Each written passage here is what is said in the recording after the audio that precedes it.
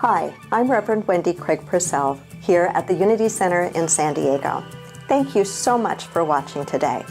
If you'd like to support the work that we do here, please consider making a contribution. Go to our website. It's easy to do. Thank you in advance for that contribution. So, radically inclusive.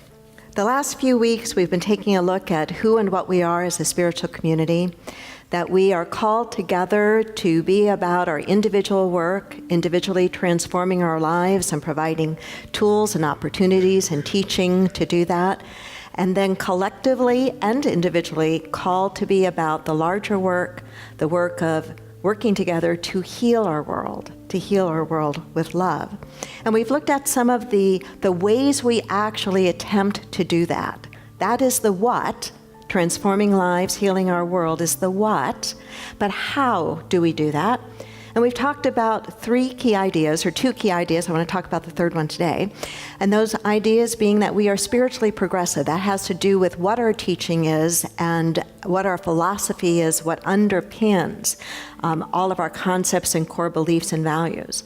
And then we talked about the idea of being socially responsive, being engaged with our spirituality around real issues in the world, no matter what those issues are, to be willing to look at what is the intersection between what we attempt to practice, what we say we believe within our spiritual teaching, our spiritual theology, and what is the intersection of that with the real issues in the world, and how do we show up around those.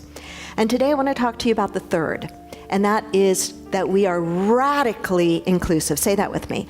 Radically inclusive. Radically inclusive. Radically inclusive means that we leave no one out. No one out. If you have never opened the topic of racism with your friend of color, I encourage you to do that, because that takes a friendship to a whole other level. Do you know why? Let me tell you why. Because for almost all of us, for all of us as white people, those of us who are white, don't have to think about being white. We're just white. We're part of the dominant society. But I promise you this, every single person of color thinks about race, because every single person of color deals with it every single day. A man was going down from Jerusalem to Jericho when he was attacked by robbers. They stripped him of his clothes, beat him, and went away, leaving him half dead.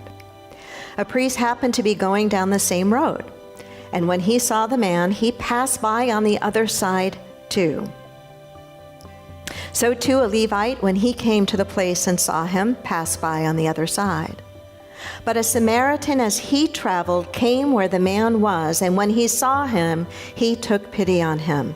He went to him and bandaged his wounds, pouring oil and wine. Then he put the man on his own donkey, brought him to an inn, and took care of him.